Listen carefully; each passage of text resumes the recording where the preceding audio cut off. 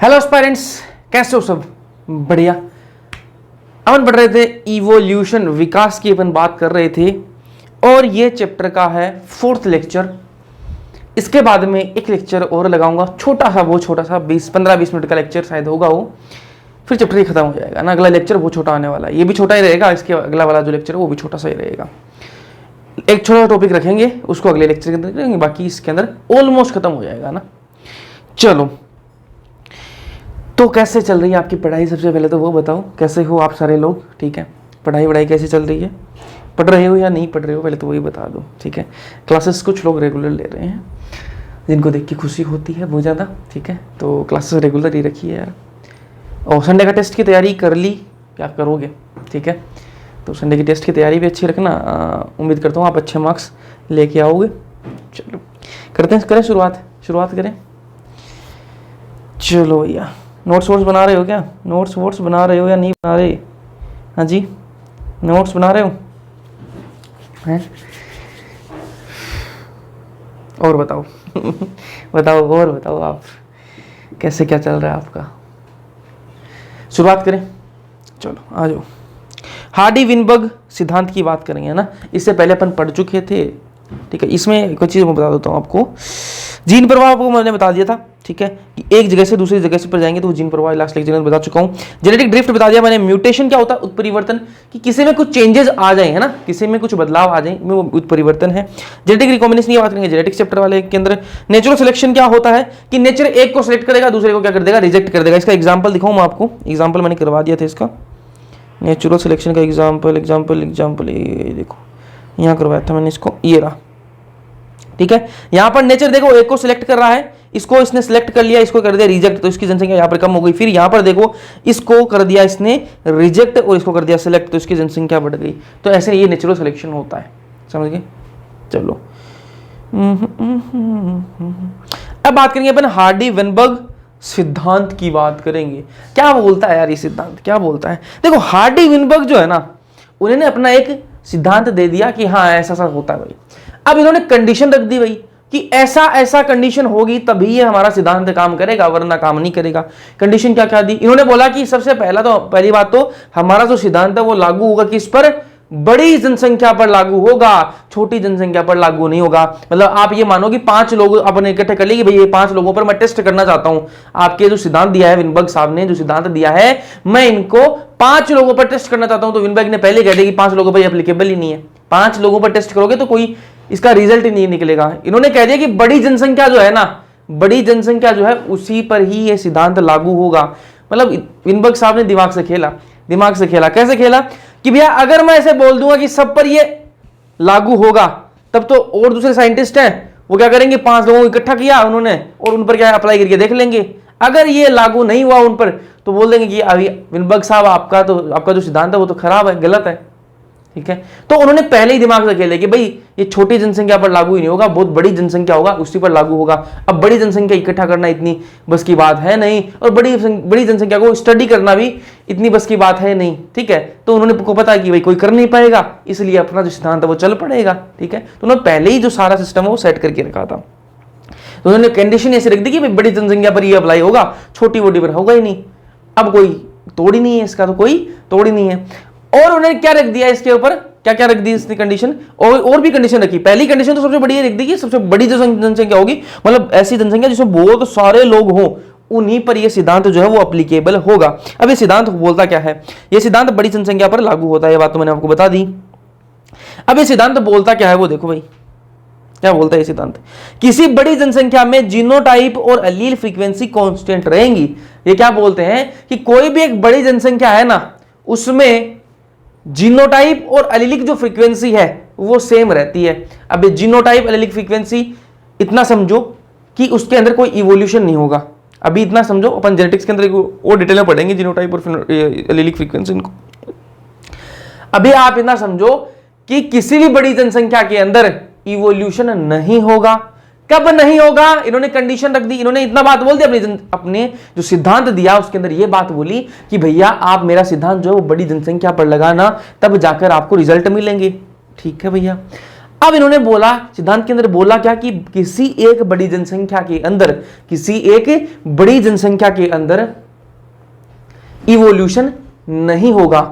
मतलब क्या होगा कि जीनोटाइप और एलीलिक फ्रीक्वेंसी जो है वो कांस्टेंट रहेंगी। कांस्टेंट रहने का मतलब है कि इवोल्यूशन नहीं हो रहा, कोई भी चेंजेस नहीं आएंगे, कोई भी विविधता नहीं आएगी, कोई भी वेरिएशन नहीं आएंगे। अच्छा बोले अच्छा, लेकिन बोला कि ये सारी चीजें तभी होंगी जब आप मेरी सारी कंडीशन फॉलो करोगे। जब आप मेरी सारी जो कंडीशंस हैं वो फॉलो करोगे ना, तभी ये सारी चीजें जो है वो लागू होंगी। अगर आपने एक भी कंडीशन मिस कर दी तो मेरा जो सिद्धांत है वो काम नहीं करेगा। ठीक है, पहले ही सारा इन्होंने जोड़ तोड़ बिठा दिया था कि भाई मेरा जो सिद्धांत है वो कोई रिजेक्ट ना कर दे। ठीक है, तो पहले ये बोले ना कि बड़ी जनसंख्या पर लागू होगा। बोला आप कर ले स्टडी, पूरे देश की कर ले स्टडी, है ना। तो बड़ी जनसंख्या बोल दी, बड़ी जनसंख्या में जीनोटाइप और एलीलिक फ्रीक्वेंसी कांस्टेंट रहेंगी। ये बात बोल रहे हैं कि कोई भी एक बड़ी जनसंख्या है ना, उसमें इवोल्यूशन नहीं होता, उसमें वेरिएशन नहीं आते, उसमें जीनोटाइप और एलीलिक फ्रीक्वेंसी समान होती हैं। ये बात बोल रहे हैं, कांस्टेंट रहती हैं। लेकिन ये कांस्टेंट तभी रहेंगी जब कोई बदलाव नहीं होगा। ठीक है, यदि कोई बदलाव ना हुआ हो तब ये जो सारी चीजें कांस्टेंट रहेंगी। अगर कोई बदलाव हो गया, बदलाव कैसे? अगर जीन प्रवाह हो गया, जेनेटिक ड्रिफ्ट हो गया, ये सारी नेचुरल सिलेक्शन हो गया, अगर ये सारी चीजें हो जाएंगी तो फिर मेरा कोई बस की बात नहीं है, फिर मेरा सिद्धांत जो है वो काम नहीं करेगा। इनमें से कोई भी जो ये 5 चीजें मैंने ऊपर आपको बताई थी ना, ये जो बताई थी मैंने आपको, इनमें से कोई भी चीज नहीं होनी चाहिए। आगे भी बात करेंगे इनके ना, इनमें से कोई भी चीज नहीं होनी चाहिए और जनसंख्या बड़ी होनी चाहिए, तब मेरा सिद्धांत काम करेगा। ठीक है, अब नेचुरल इन्वायरमेंट में यार पॉसिबल ही नहीं है कि ये जो 5 चीजें ये हो ना। ठीक है, कहीं ना कहीं एग्जिस्ट करेंगी। ठीक है, एग्जिस्ट करेंगी। तो अगर वो रिजल्ट खराब है तो विनबर्ग साहब बोल देंगे कि भैया ये ऐसे ऐसे जीन फ्लो हो गया, इसमें तो जीन प्रवाह हो गया, इसलिए गड़बड़ आ गया रिजल्ट, वरना मेरा सिद्धांत तो सही था, मेरा सिद्धांत तो सही था।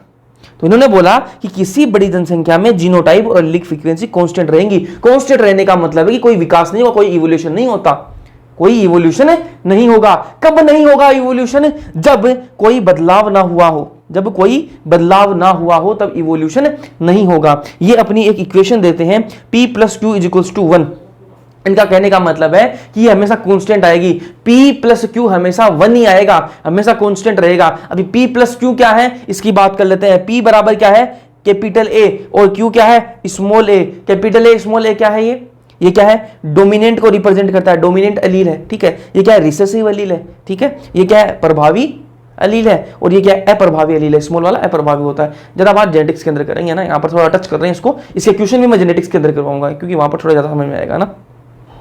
अब इसको ऐसे लिख सकते हैं, इस क्वेश्चन आए हुए हैं और जो आता है बहुत इजी क्वेश्चन आता है, बस आपको ये जो फॉर्मूला दे रखा है इस क्वेश्चन के अंदर आपको वैल्यू पुट करनी होती है और आंसर निकालना होता है, बस और कुछ नहीं होता है ना। तो P² + Q² + 2PQ = 1 आएगा। इन्होंने ये इक्वेशन दे दी कि भैया P² + Q² + 2PQ = 1 आएगा। ठीक है, यहां पर P² क्या है? कैपिटल AA, मतलब होमोजाइगस प्रभावी जीन अलील। ठीक है, प्रभावी जीन। ठीक है, Q² क्या है? होमोजाइगस अप्रभावी। ठीक है, और 2PQ क्या है? हेटेरोजाइगस प्रभावी। ठीक है, यहां पर क्या है? कैपिटल A है वो अपना प्रभाव दिखाएगा। ठीक है, स्मॉल a को छुपा लेगा, यहां पर जो कैपिटल A है ना वो अपना प्रभाव दिखाएगा और स्मॉल a को क्या कर देगा? छुपा देगा। ठीक है, तो ये समझ गए आप कैपिटल A क्या है, P² क्या है? कैपिटल A, Q² क्या है? Small a। ठीक है, और 2P क्या है? कैपिटल A स्मॉल a है। ये इनका क्या है? विनबर्ग साहब ने ये इक्वेशन दी। अब इस इक्वेशन पर बेस्ड डायरेक्ट क्वेश्चन पूछा जाता है, डायरेक्ट क्वेश्चन पूछा जाता है। वो क्वेश्चंस इस पर बेस्ड जो हार्डी विनबर्ग के जो क्वेश्चंस है वो अपन जेनेटिक्स वाले चैप्टर के अंदर सॉल्व करेंगे, क्योंकि वहां पर ज्यादा जो अपन को कंसेप्ट इसका और भी समझ आ जाएगा। जीन का अप्रभावी जीन क्या होता है, प्रभावी जीन क्या होता है, इनका कॉन्सेप्ट अपन को और भी समझ में आ जाएगा। तो इसकी बात अपन करेंगे कहां पर? क्वेश्चंस की बात करेंगे वहां पर। ठीक है, आपको इतना समझ में आया कि विनबर्ग साहब ने अपना सिद्धांत दिया और उन्होंने एक बात बोली कि पहली बात तो यही है कि ये बड़ी जनसंख्या पर लागू होगा। दूसरी बात उन्होंने ये बोली कि बड़ी जनसंख्या में अगर कोई बदलाव नहीं हो रहा है, अगर कोई भी बदलाव नहीं हो रहा है, जैसे जीन प्रवाह नहीं हो रहा है, जेनेटिक ड्रिफ्ट नहीं हो रहा है, म्यूटेशन नहीं हो रहा है, नेचुरल सिलेक्शन नहीं हो रहा है, ये सारे चेंजेस नहीं हो रहे हैं अगर किसी बड़ी जनसंख्या में, तो उसमें कोई भी इवोल्यूशन नहीं होगा, कोई भी इवोल्यूशन नहीं होगा। ये बात किसने बोली? विनबर्ग साहब बोल रहे थे। ठीक है, अब देखो प्रभावित करने वाले कारक कौन से हैं? ठीक है। इस हार्डी विनबर्ग का जो सिद्धांत है, विनबर्ग साहब का जो सिद्धांत है, इसको प्रभावित कौन कौन से कारक कर सकते हैं? प्रभावित करने वाले कारक देखो, तो प्रभावित करने वाला कारक है पहला जीन माइग्रेशन, जीन फ्लो। अगर जीन प्रवाह हो जाएगा, जीन का प्रवाह हो जाएगा तो प्रभावित हो जाएगा, विनबर्ग का जो प्रिंसिपल है वो प्रभावित हो जाएगा। मान लो आपने बड़ी जनसंख्या ले ली, बड़ी जनसंख्या ले ली, ठीक है, अब उसको स्टडी कर रहे हो, ठीक है, अब मान लो उसके अंदर जीन प्रवाह हो गया, ठीक है, अब जीन प्रवाह अगर हो गया तो क्या होगा? इसका जो विनबर्ग साहब का जो सिद्धांत है वो खराब हो जाएगा, रिजल्ट आपको नहीं मिलेगा। आप बोलोगे भैया विनबर्ग साहब रिजल्ट नहीं आया, तो वो बोलेंगे भाई जीन प्रवाह हो गया, मैंने पहले ही कहा था कि ये कुछ नहीं होना चाहिए, ये जो चीजें हैं इनमें से कुछ भी नहीं होना चाहिए, 5 चीजें जो है इनमें से कुछ भी नहीं होना चाहिए, अगर इनमें से एक भी हो गया तो मेरा सिद्धांत गलत हो जाएगा, मेरा सिद्धांत काम नहीं करेगा फिर, इसलिए इनमें से कोई नहीं होना चाहिए। अब नेचुरल कंडीशन में इनमें से एक भी ना हो, ऐसा पॉसिबल ना है, ऐसा पॉसिबल ही नहीं है, इसलिए इसका रिजल्ट निकालना पॉसिबल नहीं है, ठीक है। तो विनबर्ग का साहब का जो सिद्धांत है वो गलत भी कोई प्रूव नहीं कर सकता कि यार गलत हो गया, इन्होंने पहले सारे काम सेट कर रखे हैं कि भैया ऐसा ऐसा नहीं होना चाहिए, लेकिन नेचुरल इन्वायरमेंट है उसमें ऐसा ऐसा होगा ही, ठीक है। अब जीन प्रवाह क्या होता है मैंने आपको बता दी, किसी दूसरी जगह से कोई इंसान आ गया उस जगह पर, आ जाएगा यार, आ जाएगा, किसको रोकोगे? बड़ी जनसंख्या में किसको, उन्होंने पता, उनको पता है कि अगर छोटी जनसंख्या बोल देंगे, पर छोटी जनसंख्या बोल देंगे तो 5 लोगों को इकट्ठा कर रखा है, वहां 6वें को नहीं आने देंगे। लेकिन कोई बड़ी जनसंख्या है उसके अंदर बाहर से कोई इंसान आ गया, बताओ बाहर से कोई इंसान आ गया, किसको रोक लोगे? नहीं रोक सकते, ठीक है। तो जीन प्रवाह हो सकता है भाई, ठीक है। फिर जेनेटिक ड्रिफ्ट, आनुवांशिक अपवाह है, अगर जेनेटिक ड्रिफ्ट हो गया, जेनेटिक ड्रिफ्ट हो गया तो भी यह प्रभावित हो जाता है, विनबर्ग का जो सिद्धांत है वो प्रभावित हो जाता है। म्यूटेशन अगर हो गया, उत्परिवर्तन अगर हो गया तो भी क्या है, इसका जो सिद्धांत है वो क्या प्रभावित हो जाएगा। अगर नेचुरल सिलेक्शन, प्राकृतिक वर्ण हो गया तो भी सिद्धांत जो खराब हो जाएगा, रिजल्ट नहीं दिखाएगा। जेनेटिक रिकॉम्बिनेशन, आनुवांशिक पुनर्योग, ठीक है, ये भी इसकी बात करें जेनेटिक वाले चैप्टर के अंदर है ना, अगर ये भी हो गया तो भी रिजल्ट नहीं दिखाएगा। अब इनमें से यार ऐसा पॉसिबल नहीं है नेचुरल इन्वायरमेंट के अंदर कि इनमें से कोई भी ना हो, इनमें से एक भी ना हो, ऐसा पॉसिबल ही नहीं है, ठीक है। तो इसको नेचुरली तो पॉसिबल ही नहीं इसको काम करना है ना बड़ी जनसंख्या के अंदर, तो ये बात बोली विनबर्ग साहब ने। अब ये ग्राफ दे रखे हैं एनसीईआरटी के अंदर, इन ग्राफ को समझते हैं, ध्यान से देखना। ये जो ग्राफ है इसको ध्यान से देखो, यह आपको ग्राफ दिख रहा है ऐसे, बिल्कुल पीक दिख रही है ना आपको ऐसे, ठीक है, चोटी दिख रही है आपको, दिख रही है चोटी। तो क्या बोलते हैं इसको? स्थायी कारक। क्या है? स्थायी कारक, स्टेबलाइजिंग है, ठीक है। ये किसको रिप्रेजेंट करता है? एक रेंज दिखाता है। ये क्या दिखाता है? एक रेंज दिखाता है। मतलब क्या हुआ कि अगर उस रेंज से ज्यादा हो गया तो भी गड़बड़ है, और अगर उस रेंज से कम हो गया तो भी गड़बड़ है। मान लो कि अब एग्जांपल तो मैं आपको दूंगा ही, ऐसे समझो कि एक रेंज का मतलब कि 1 से 2 की, 1 से 5 की रेंज दिखाएगा, है ना। अगर 1 से कम हो गया, ठीक है, 1 से कम भी नहीं होना चाहिए और 5 से ज्यादा भी नहीं होना चाहिए, इस 1 से 5 की रेंज के बीच में ही सारा मामला रहेगा। ये क्या बोलता है? स्थायी कारक, ठीक है, ये ऐसा है। अब इसकी एग्जांपल की बात करते हैं। एग्जांपल क्या है? Birth weight of human babies. Birth weight of human babies, जो इंसानों के जो बच्चे हैं उनका जो जन्म के समय जो वजन होता है वो इसको रिप्रेजेंट करता है। कैसे रिप्रेजेंट करता है भैया, वो बताते हैं आपको। देखो, बच्चे का जन्म हुआ तो उसका जो वेट है ना, उसका जो वजन है वो एक रेंज के अंदर रहेगा, वो एक रेंज के अंदर रहेगा। अगर उस रेंज से वो वजन ज्यादा हो गया, अगर उस रेंज से वो वजन ज्यादा हो गया तो बच्चा पैदा नहीं हो पाएगा, मदर की डेथ हो जाएगी। मदर की क्या हो जाएगी? डेथ हो जाएगी। और अगर उस रेंज से कम वजन हो गया बच्चे का, एक रेंज के अंदर ही बच्चे का वजन होना चाहिए, अगर उस रेंज से कम हो गया बच्चे का वजन तो बच्चा मर जाएगा। अगर ज्यादा हुआ तो मदर की डेथ, कम हुआ तो बच्चे की डेथ, ठीक है। तो यहां पर क्या स्टेबल करके रखेगा कि ज्यादा हुआ तो भी भैया गया और कम हुआ तो भी गया, तो स्टेबल करके रखेगा, स्थायी करके रखेगा। तो ये क्या है? स्थायी कारक का आपका ग्राफ है। दूसरा ग्राफ देखते हैं, ये वाला देखो, ये ग्राफ इसके अंदर थोड़ा सा गलत बना रखा है, इसको मैं आपको सही दिखाता हूं। ये ग्राफ जो है कुछ ऐसा बनेगा, दूसरे कलर से बनाते हैं इसको, इसमें कुछ पता नहीं चल रहा है ना, इसको थोड़ा सा ढंग से पता लगाने के लिए कि कैसा बनेगा उसकी बात करते हैं। तो ये ग्राफ कुछ ऐसा बनता है ना, ये ग्राफ कुछ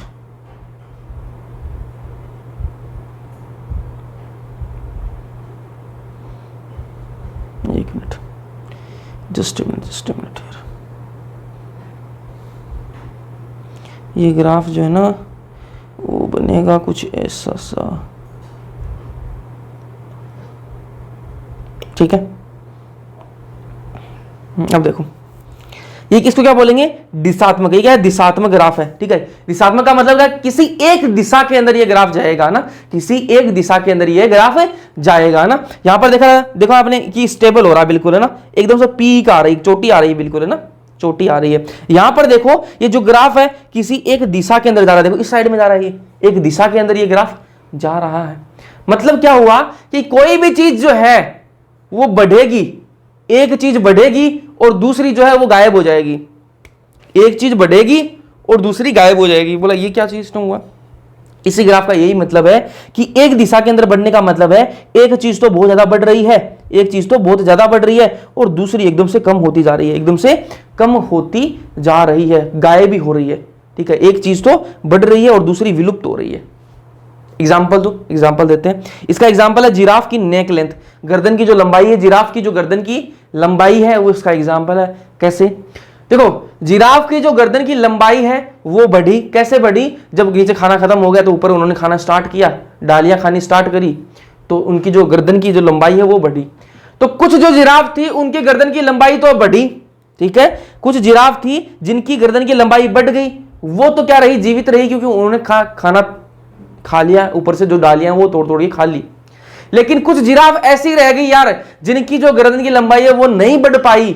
अब नहीं बढ़ पाई तो उनको खाना नहीं मिला, खाना नहीं मिला तो वो शिकार हो गई, शेर खा गए उनको, ठीक है। तो क्या हुआ यहां पर, जिनकी गर्दन की लंबाई बढ़ गई उनकी संख्या तो बढ़ती जा रही है और जिनकी गर्दन की लंबाई नहीं बढ़ी वो विलुप्ति हो गई, वो क्या है, विलुप्त हो गई। तो दिशात्मक का मतलब है किसी एक दिशा के अंदर, किसी एक डायरेक्शन के अंदर ग्राफ बढ़ रहा है। यहां पर एग्जाम्पल क्या है, जिराफ की गर्दन की लंबाई, जिस जिराफ की गर्दन की लंबाई बढ़ गई उसने खाना खा लिया तो वो तो जीवित रहेगी, वो तो जीवित रहेगी, और जिसकी गर्दन की लंबाई नहीं बढ़ पाई उसको खाना ही नहीं मिल पाया, खाना ही नहीं मिल पाया तो वो विलुप्त हो गई, ठीक है। अब तीसरा ग्राफ देखो, तीसरा ग्राफ देखो, इसके अंदर क्या, देखो दोनों साइड में क्या हो रहे हैं, दोनों साइड में क्या बन रहे हैं, चोटी बन रही है, दोनों साइड में क्या चोटी बन रही है। मतलब क्या हो, देखो इसमें सिर्फ एक साइड में चोटी बन रही थी और दूसरी साइड में कुछ नहीं था। यहां पर देखो, यहां पर भी एक चोटी बन रही है, यहां पर भी एक पीक आ रही है, चोटी बन रही है, ठीक है, बीच में कुछ नहीं है।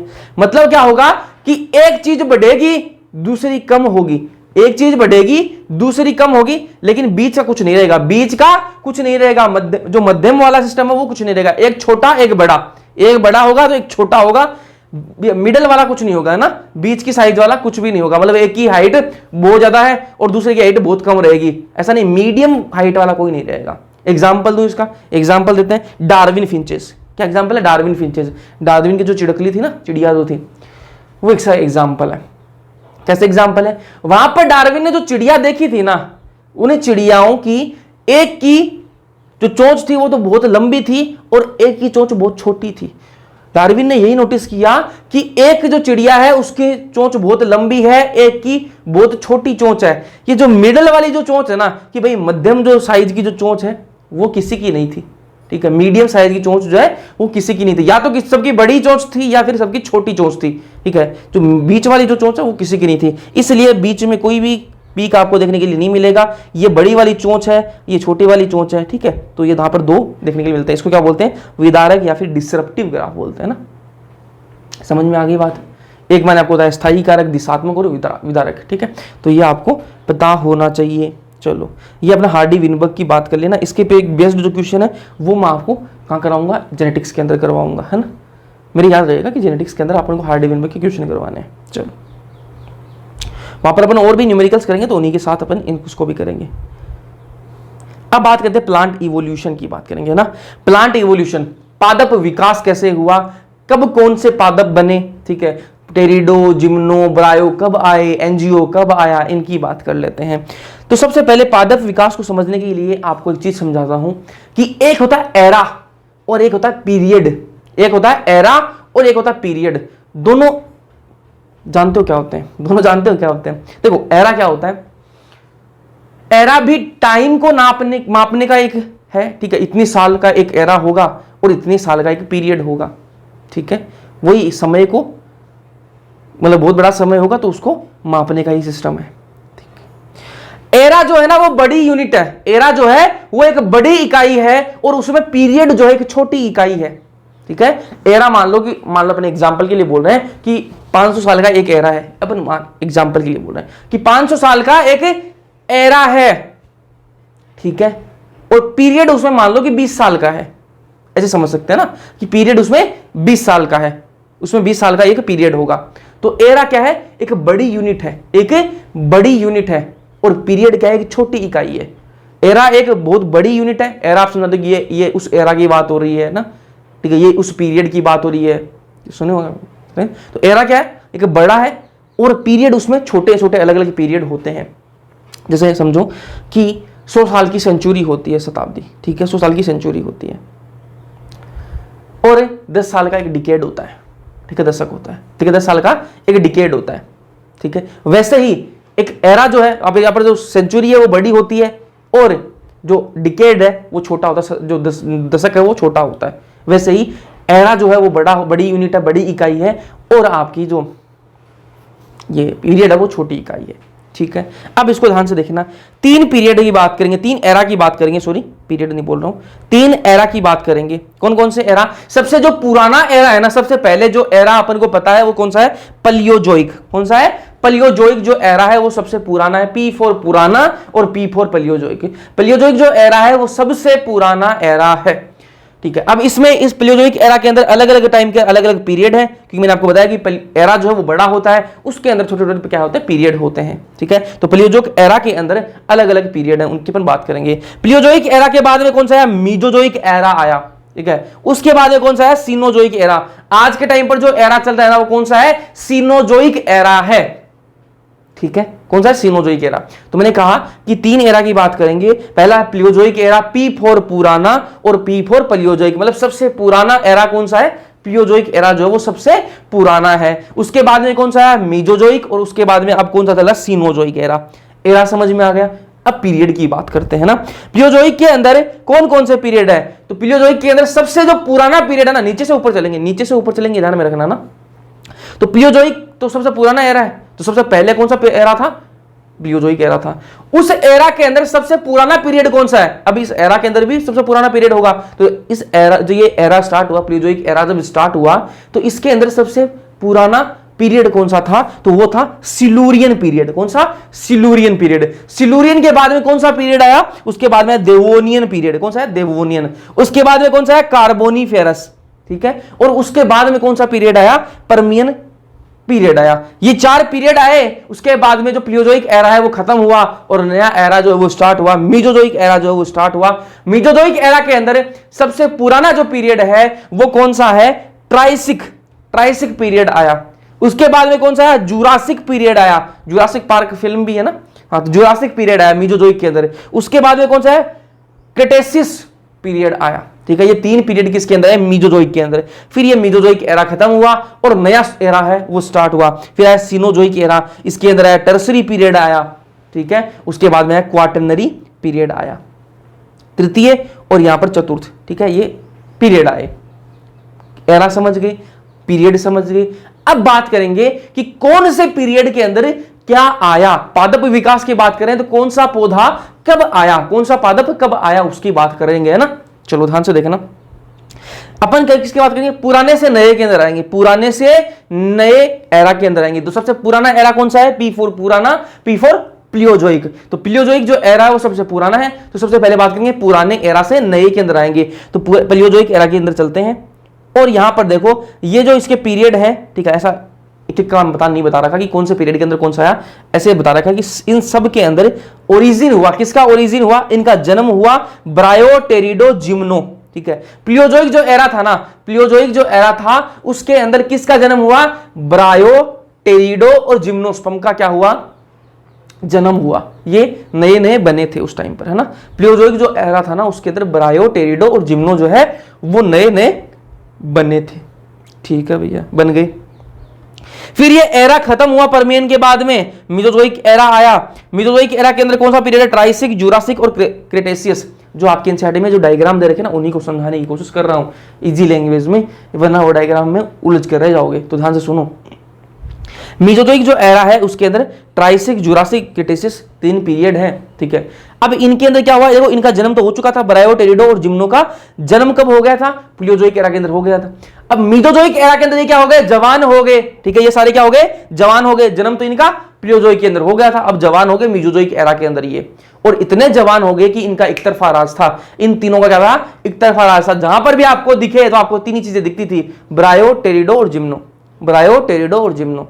मीजोजोइक एरा के अंदर आप किधर भी नजर घुमाओगे आपको तीन ही चीज दिखेंगी, कौन कौन सी, ब्रायोटेरिडो और जिम्नो। इनका राज था उस टाइम पर मीजोजोइक एरा के अंदर। और मीजोजोइक एरा के अंदर इनका तो राज था, लेकिन एक का जन्म हुआ उस टाइम पर। किसका जन्म हुआ, एंजियो जो है ना, एंजियोस्पर्म, उसका जन्म हुआ। इनकी तो एज चल रही थी उस टाइम पर, इनकी एज का मतलब इनका राज चल रहा था बढ़िया। किसका, ब्रायोटेरिडो और जिम्नो का। और ओरिजिन किसका हुआ, जन्म किसका हुआ, आपका जो एंजियोस्पर्म जो आज आप देख रहे हो, जो फूल पत्ती वाले पौधे हैं, उनका जन्म कब हुआ, उनका उस टाइम पर जन्म हुआ था मीजोजोइक के अंदर। उस टाइम पर उनका राज चल रहा था, ब्रायोटेरिडो जिम्नो का राज चल रहा था और एंजियो का जन्म हुआ, ठीक है। फिर टाइम बदला और नया एरा स्टार्ट हुआ, कौन सा, सीनोजोइक एरा जो है वो उसकी शुरुआत हुई। सीनोजोइक एरा के अंदर क्या हुआ, एंजियो जिसका जन्म हुआ था मीजोजोइक एरा के अंदर, मीजोजोइक एरा के अंदर इस एंजियो का जन्म हुआ था, छोटा सा नन्हा सा बच्चा था। अब आपको सीनोजोइक एरा जो आज के टाइम पर चल रहा है, आप कहीं भी नजर घुमा के देखो आपको कौन दिखाई देगा, कौन दिखाई देगा, एंजियोस्पर्म दिखाई देंगे। कौन दिखाई देगा, एंजियोस्पर्म। तो एज किसकी चल रही है, एंजियोस्पर्म की चल रही है, एक तरफा राज चल रहा है इनका इस टाइम पर, ठीक है। तो मैंने आपको क्या बताया कि 3 एरा है, कौन कौन से एरा है, प्लियोजोइक, मीजोजोइक और सीनोजोइक, ठीक है। अब इनके अंदर अलग अलग पीरियड है। प्लियोजोइक जो पीरियड है उसके अंदर कौन किसका जन्म हुआ, ब्रायोटेरिडो और जिम्नो का जन्म हुआ, ठीक है। मीजोजोइक एरा जैसे ही स्टार्ट हुआ, मीजोजोइक एरा जैसे स्टार्ट हुआ तो ये ब्रायोटेरिडो जिम्नो इनका जन्म हुआ था प्लियोजोइक के अंदर। अब ये राज करने लग गए थे। जहां पर भी आपकी नजर जाए मीजोजोइक एरा के अंदर आपको सिर्फ 3 चीजें दिखाई देंगी, कौन कौन सी, ब्रायोटेरिडो और जिम्नो। और उस टाइम पर इनका तो राज चल रहा था, लेकिन एक का जन्म हुआ, वो नन्ना मुन्ना बच्चा था, कौन था, एंजियोस्पर्म था। कौन था, एंजियोस्पर्म। अब टाइम बदला, सीनोजोइक एरा आया, इनका राज खत्म हो गया। सीनोजोइक एरा के अंदर जो बच्चा उस टाइम पर जन्मा था ना, जो बच्चा उस टाइम पर, बच्चा कौन, एंजियोस्पर्म जो जन्मा था, आज उसका राज चल रहा है। तो सीनोजोइक एरा ये चल रहा है। इसके अंदर आप जब जहां पर भी नजर घुमा के देखो आपको क्या दिखेगा, सिर्फ और सिर्फ क्या दिखेगा, एंजियोस्पर्म दिखेंगे। समझ में ये बात, पादप विकास समझ में आया। इनको यार ऐसे की ऐसे ही याद रख लेना, ठीक है। फिर बात करेंगे अपन एनिमल इवोल्यूशन की। पादप विकास की बात कर ली, अब एनिमल इवोल्यूशन की बात कर लेते हैं। एनिमल इवोल्यूशन के अंदर इसकी कशेरुकियों की जो विकास है उनकी बात करेंगे। वर्टिब्रेट्स का इवोल्यूशन अपन देखेंगे, कशेरुकियों का, है ना। इसके अंदर भी वही है, एरा तो वही सेम रहेंगे ना, एरा तो वही सेम रहेंगे, एरा तो वही सेम रहेंगे, वही पीरियड है। तो एरा मैंने आपको 3 बताया कि प्लियोजोइक, मीजोजोइक और सीनोजोइक, ठीक है, वही एरा है और इसमें वही पीरियड है। Silurian, Devonian, Carboniferous, Permian, Triassic, Jurassic, Cretaceous, tertiary, quaternary, ठीक है। ये मैं आपको बता चुका हूँ पादप विकास के अंदर। तो टाइम तो वही है यार, टाइम तो वही है। तो ऐसा थोड़ा ना कि हाँ भाई प्लांट के लिए अलग टाइम चल रहा था, एनिमल के लिए अलग टाइम चल रहा था। उसी धरती पर सारा काम हो रहा था ना, उसी धरती पर सारा काम हो रहा था। प्लांट भी उस टाइम पर बन रहे थे, एनिमल भी बन रहे थे। तो प्लांट का मैंने आपको बता दिया। अब एनिमल की बात कर लेंगे, कौन से पीरियड के अंदर, कौन से एरा के अंदर कौन सा एनिमल बना। तो उसको समझने के लिए मैं आपको इतना बता दूं कि पानी से अपन को हवा में उड़ना है, पानी से अपन को हवा तक का जो सफर है वो तय करना है, ठीक है। पानी से अपन को हवा में उड़ना, इतनी बात क्लियर होगी। तो पानी से हवा के अंदर उड़ेंगे कैसे, इसी को देखेंगे। पहले पानी से, फिर थोड़ा पानी से बाहर निकलेंगे, फिर जमीन पर आएंगे, फिर चलने लगेंगे और फिर हवा के अंदर उड़ने लगेंगे। तो धीरे धीरे चलेंगे। तो सबसे पहले कहां चलेंगे, पुराने से नए के अंदर आएंगे, पुराने से नए के अंदर आएंगे। P4 पुराना, P4 कौन है, प्लियोजोइक पीरियड जो है, उस प्लियोजोइक एरा जो है, सॉरी पीरियड बोल रहा हूं, प्लियोजोइक एरा जो है वो सबसे पुराना है, ठीक है। तो प्लियोजोइक एरा के अंदर चलते हैं। चलो जी आ जाओ, प्लियोजोइक एरा के अंदर आ गए। इसके अंदर मैंने आपको बताया कि इसके अंदर 4 पीरियड है। कौन कौन से, सिलूरियन जो सबसे पुराना है, उसके बाद में देवोनियन आता है, उसके बाद कार्बोनिफेरस आता है, उसके बाद पर्मियन आता है, ठीक है। तो सिलूरियन जो पीरियड है ना प्लियोजोइक एरा का, प्लियोजोइक एरा का सिलूरियन जो पीरियड है ना, सिलूरियन जो पीरियड है, इसके अंदर कौन बनी, फिश बनी। कौन बनी, फिश बनी। और फिश कहां रहती है, मछली कहां रहती है, पानी में। मछली जल की रानी कहां रहती है, पानी में। अब पानी में रहती है तो मैंने आपको बताया कि पानी से अपन को हवा में उड़ना है, पानी से अपन को हवा में उड़ना है। अब मछली तो पानी में रहती है, वो तो हवा में उड़ नहीं पाएगी, तो मछली हवा में उड़ नहीं पाएगी, तो सबसे पहले क्या करेंगे, देखो डायरेक्ट तो हवा में उड़ नहीं सकते अपन, तो क्या करना पड़ेगा, पहले जमीन पर तो जाए, पानी से पहले जमीन पर तो आए। तो फिश तो बन गई, कभी सिलूरियन के अंदर आ गई। फिर क्या हुआ, ऐसा जीव बना जो पानी के अंदर भी रह सकता है और जमीन पर। देखो डायरेक्ट तो जमीन पर आ नहीं सकता कि भाई पानी से एकदम से जमीन पर आ जाए, ऐसा तो होगा नहीं, तो ऐसा जीव बनाना पड़ेगा ना कि जो पानी के अंदर भी रह ले और जमीन पर भी आ जाए। ठीक है, तो वो दिखावा करने लग जाए कि भाई मैं पानी में तैरा हूं और उधर जमीन पर भी जाता रहे। ठीक है, धीरे धीरे क्या होगा, जमीन वाले भी आ जाएंगे, है ना। तो उसने दिमाग लगाया, तो पानी से अपन को हवा तक का सफर तय करना है। ध्यान से ध्यान सुनना ना, तो पहले पानी वाली तो फिश तो आ गई, अब अपन को ऐसा जीव लेके आना है जो पानी में भी रह ले और जमीन पर भी आ जाए। तो ऐसा जीव कब आया, फिर आया देवोनियन पीरियड। सिलूरियन पीरियड खत्म हुआ, देवोनियन पीरियड आया, और देवोनियन पीरियड के अंदर नया जीव आया, कौन, एम्फीबिया। कौन आया, एम्फीबिया। एम्फीबियंस जो होते हैं वो दोनों जगह रह सकते हैं, पानी में भी रह सकते हैं और जमीन पर भी आ सकते हैं। मेंढक पानी में भी रह सकता है, जमीन पर भी आ सकता है।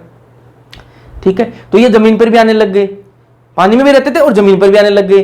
फिर ये जो पीरियड है देवोनियन, ये खत्म हुआ और कौन सा आया, कार्बोनीफेरस पीरियड आया। कौन सा आया, कार्बोनीफेरस आया। कार्बोनीफेरस के अंदर क्या आया, ये जमीन पर जो एम्फीबियन आने लग गया था ना, पानी के अंदर, जमीन के अंदर, फिर क्या बन गई, रेप्टाइल्स बन गए। क्या बन गए, रेप्टाइल्स बन गए, जो सिर्फ जमीन पर चलते थे, रेंग रेंग के चलते थे, लेकिन है ना, जमीन पर तो आ गए थे, जमीन पर आ गए थे लेकिन वो रेंग रेंग के चलते थे। तो कार्बोनीफेरस पीरियड के अंदर कौन आए, रेप्टाइल्स आए। कौन आए, रेप्टाइल्स, और वो रेंग रेंग के चलते थे। अपन को रेंग रेंग के नहीं चलना यार, अपन को तो हवा में उड़ना है, पानी से लेकिन जमीन पर तो आए, कम से कम पहले तो पानी से जमीन पर तो आए, जमीन पर आगे रेंग रेंग के चल रहे हैं, अब हवा में भी उड़ लेंगे। चलो फिर है परमियन पीरियड। परमियन पीरियड के अंदर कोई खास बातें हुई नहीं यार, है ना, कुछ खास बना नहीं। फिर ये एरा खत्म हो गया, प्लियोजोइक एरा जो वो खत्म हो गया, फिर नया एरा जो स्टार्ट हुआ, कौन सा, मीजोजोइक एरा जो आया। कौन सा आया, मीजोजोइक एरा। मीजोजोइक एरा के अंदर उसका पहला पीरियड की शुरुआत हुई, वो कौन सा है, ट्राइसिक पीरियड की शुरुआत हुई। तो क्या बन गए, ममल्स बन गए। कौन बन गए, ममल्स, स्तनधारी बन गए। ठीक है, तो रेप्टाइल्स कब बन गए, कार्बोनीफेरस के अंदर। ठीक है, रेप्टाइल्स बन गए थे जो रेंग रेंग के चल रहे थे। अब रेंग रेंग के थोड़ा चल रहा है, अपन को कैसे चलना है, पहले पैरों पर आएंगे फिर हवा में उड़ पाएंगे ना। तो फिर ममल्स आए, ट्राइसिक के अंदर कौन आए, ममल्स आए। ममल्स जो है वो पैरों पर चल रहे थे, बढ़िया स्तनधारी। ठीक है, अब पैरों पर चलने लगे, अपन को हवा में उड़ना है, अपन को तो हवा में उड़ना है, पानी से हवा तक आना है। ठीक है, ये पानी, ये ममल्स जो है वो पैरों पर चलने लग गए।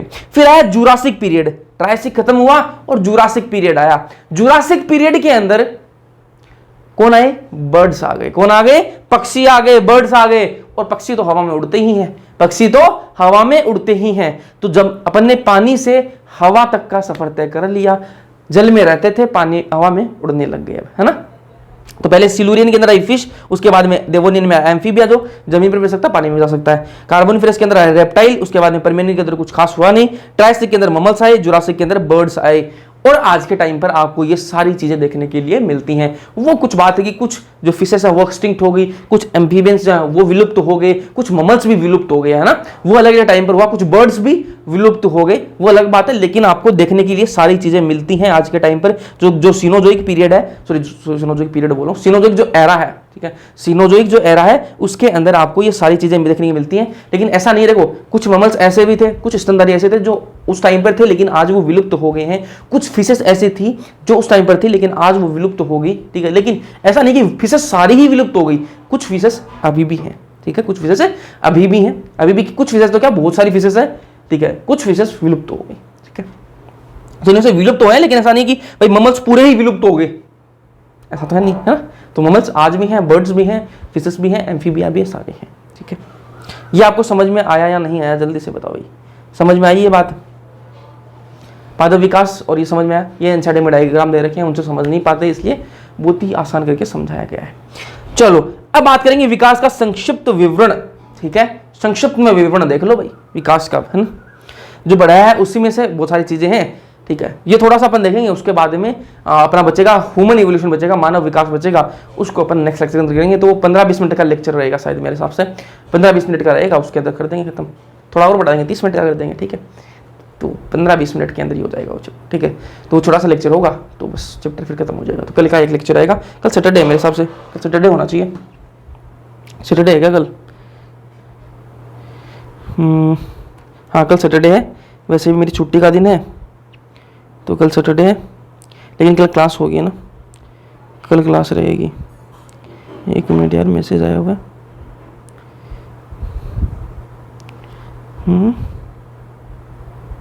दिखा तो रहा था यार इसमें मैसेज।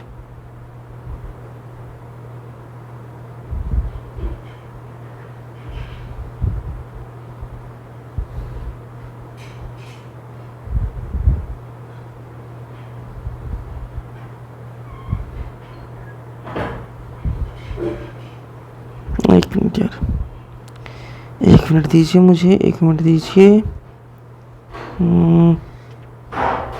चलो बाद में देखेंगे ना।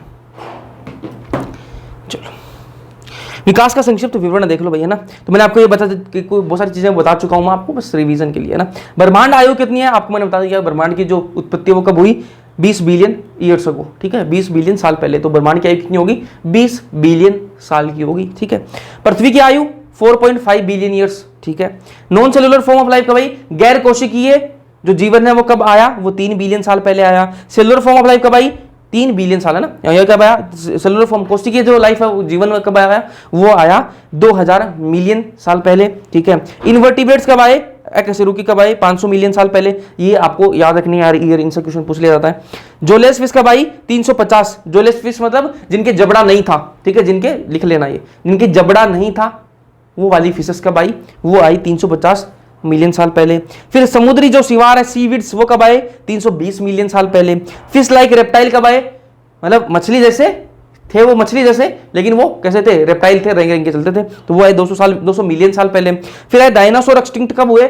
डायनासोर एकदम से विलुप्त कब हो गए? डायनासोर थे लेकिन वो विलुप्त हो गए एकदम से, ठीक, एकदम से ही विलुप्त हो गए। वो कब हुए? 65 मिलियन साल पहले।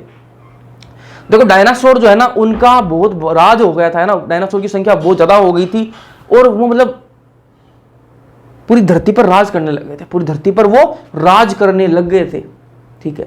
मतलब किसी को समझते ही नहीं थे, कुछ भी नहीं समझते थे, जो दिखा उसको ही चेप दिया। तो अब नेचर जो है ना, ऐसा कोई करता है ना, कोई भी अपनी दादागिरी करता है तो जो प्रकृति है उसको संभाल लेती है, उसको नीचे लाना आता है कि हाँ इसको कैसे, इसकी अकल कैसे ठिकाने लानी है, उस प्रकृति को पता होता है। तो उस टाइम पर फिर क्या हुआ, बहुत सारे उल्कापिंड टाइप हुआ, वो गिरने लग गए धरती पर, क्या हुआ? गिरने लग गए। तो उनसे क्या हुआ, जितने भी डायनासोर थे सारे के सारे विलुप्त हो गए, एक साथ में क्या हो गए? विलुप्त हो गए, ठीक है। तो ये जो ज्यादा दादागिरी कर रहे थे तो इनको क्या है, सेट कर दिया फिर, है ना। तो ये सारे डायनासोर क्या है? विलुप्त हो गए। तो ये विलुप्त कब हुए? 65 मिलियन साल पहले ये विलुप्त हो गए डायनासोर। फिर है ड्रायोपिथिकस और रामापिथिकस। ड्रायोपिथिकस, रामापिथिकस क्या है? ये अपन पढ़ेंगे मानव विकास के अंदर, है ना। तो मानव का ही ये रूप है, ठीक है। मानव इसी से क्या है, इसी से विकास हुआ मानव का। तो सबसे पहले जो इंसान आया, मानव जो आया, ठीक है, वो यही है, ड्रायोपिथिकस और रामापिथिकस, 15 मिलियन साल पहले आए, ठीक है। फिर आया ऑस्ट्रेलोपिथेकस, ये भी मानव का ही रूप है, ठीक है, 2 मिलियन साल पहले आया ये, ठीक है। फिर आया होमो इरेक्टस, होमो इरेक्टस ये भी मानव का ही रूप है, ठीक है, ये कब आया? 1.5 मिलियन साल पहले, ठीक है। ये सारे आपको याद रखने यार, है ना, ये सारे याद करने पड़ेंगे आपको। एक साथ में लिख रखे हैं एनसीईआरटी में, अलग अलग चीजें लिख रखे हैं, इनको एक साथ में ला दिया मैंने, अब इनको याद करना आपका काम है। निएंडरथल मैन कब आया? निएंडरथल मैन वो कब आया? 1 लाख साल से 40,000 साल पहले ये आया था, ठीक है। अब ये इनकी बात अपन, ये जो मैन वाली बातें बताई मैंने आपको, इंसान का जो, मानव का जो रूप है, इनकी बात करेंगे अपन कल के लेक्चर के अंदर, ठीक है। ये जो आज मैंने आपको बताई ये आपको सारी की सारी यार ये याद होनी चाहिए ना। चलो थोड़ी सी और बात कर लेते हैं। सिलोकेंथ फिश है एक सिलोकेंथ मछली है ना, अपन ने मान लिया था कि वो विलुप्त हो गई। एक सिलोकेंथ मछली है, एक सिलोकेंथ मछली है, अपन ने ये मान लिया था कि वो विलुप्त हो चुकी है। लेकिन 1938 के अंदर, 1938 के अंदर साउथ अफ्रीका के अंदर वो मछली पाई गई, वो मछली देखी गई, ठीक है। अपन ने ये मान लिया था कि सिलोकेंथ मछली जो है वो विलुप्त हो चुकी है। मैंने थोड़ी देर पहले बताया कि देखो मछलियां आज भी हैं, लेकिन बहुत सारी मछलियां जो विलुप्त भी हो गई ना, विलुप्त हो गई। तो ऐसा नहीं कि उस टाइम की जो मछलियां वो आज भी हैं ना, उस टाइम की मछलियां सारी नहीं है ना, विलुप्त हो गई। तो उन्हीं में से एक ही सिलोकेंथ मछली, सिलोकेंथ मछली, अपन ये मानकर बैठ गए थे कि सिलोकेंथ जो मछली है वो विलुप्त हो चुकी है। लेकिन 1938 के अंदर वो मछली जो है वो देखी गई, कहां पर? साउथ अफ्रीका के अंदर ये मछली देखी गई, ठीक है।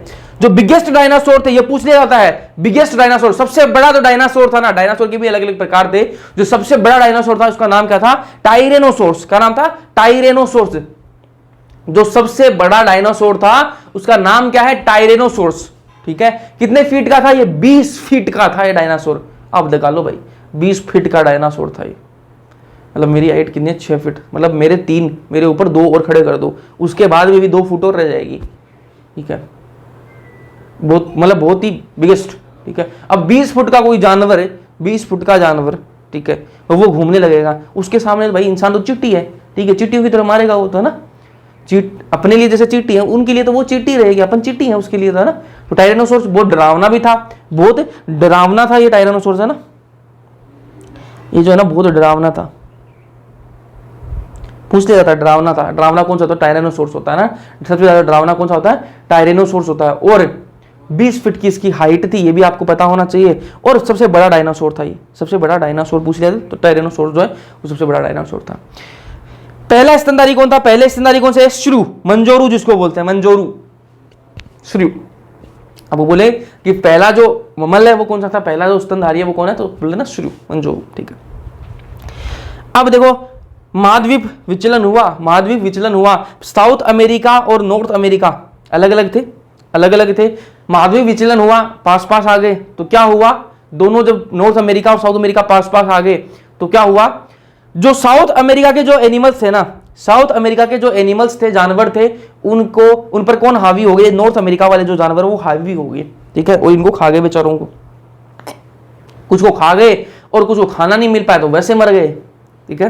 तो क्या हुआ, साउथ अमेरिका और नॉर्थ अमेरिका अलग अलग थे, क्या हुआ, महाद्वीप विचलन हुआ, दोनों पास पास आ गए। फिर क्या हुआ, इस साउथ अमेरिका के जो जानवर थे, ठीक है, और नॉर्थ अमेरिका के जो जानवर थे, नॉर्थ अमेरिका वाले जो जानवर थे वो थोड़े भारी थे, ठीक है, वो लोग जो नॉर्थ अमेरिका वाले जानवर हैं वो इन पर भारी पड़ गए, इन पर हावी हो गए, कुछ को खा गए और कुछ को खाना नहीं मिल पाया, क्योंकि वो पहले खा जाते थे, ठीक है, कंपटीशन होने लगा, वो ज़्यादा मजबूत थे, वो खाने लग गए ज़्यादा, ठीक है, इनको खाना नहीं मिला तो वो मर गए, ठीक है। और क्या हुआ, इसी महाद्वीप विस्थापन से और क्या फायदा हुआ, ये जो ऑस्ट्रेलिया जो ऑस्ट्रेलिया जो द्वीप है, ठीक है, महाद्वीप है, वो क्या है, उसका विस्थापन हुआ तो वो अलग हो गया, वो क्या है, अलग हो गया। तो इससे क्या हो, ऑस्ट्रेलियन जो मार्सुपियल है वो जीवित रह गए, है ना, जीवित रह गए। अगर वो वहीं हो रहे थे, ठीक है, अगर विस्थापन नहीं होता महाद्वीप का तो उनको खा जाते, लेकिन वो विस्थापन हो गए, अलग हो गए, तो यहाँ पर ऑस्ट्रेलियन मार्सुपियल जो है वो जीवित रह गए। इतनी बातें अपन कर ली इस लेक्चर के अंदर। अब इससे आगे की बातें अपन क्या करेंगे, अगले लेक्चर के अंदर क्या करेंगे, ह्यूमन इवोल्यूशन की बात करेंगे, मानव विकास की बात करेंगे, और जो साइंटिस्ट दे रखे हैं चैप्टर के अंदर, जितने भी साइंटिस्ट हैं छुपा छुपा के दे रखे हैं, उन सबको अपन एक जगह लेके आ जाएंगे, किसने कौन सी बुक लिखी, कौन सा साइंटिस्ट ने क्या थ्योरी दी, सब की अपन एक लिस्ट बना देंगे लास्ट में, ठीक है, ताकि आपको याद करने के अंदर कोई दिक्कत नहीं आए, है ना, वरना अलग अलग जगह पर रहेंगे तो वो भी आपको याद नहीं हो पाएंगे, इसलिए सबको एक जगह पे ले आएंगे, है ना। चलो ये लेक्चर की करते हैं समाप्ति, और कल थोड़ा सा एक लेक्चर आएगा जिसके अंदर चैप्टर को कर देंगे फिनिश, ठीक है। तो चैप्टर समझ में आ रहा है या नहीं आ रहा है, कमेंट सेक्शन में कमेंट करके जरूर बताना। वीडियो पसंद आया कर देना, अपने दोस्तों के साथ में शेयर कर देना, बिना सब्सक्राइब के देखो सब्सक्राइब कर लेना। बाकी मिलते हैं नेक्स्ट लेक्चर के अंदर, तब तक के लिए पढ़ते रहो, पढ़ते रहो।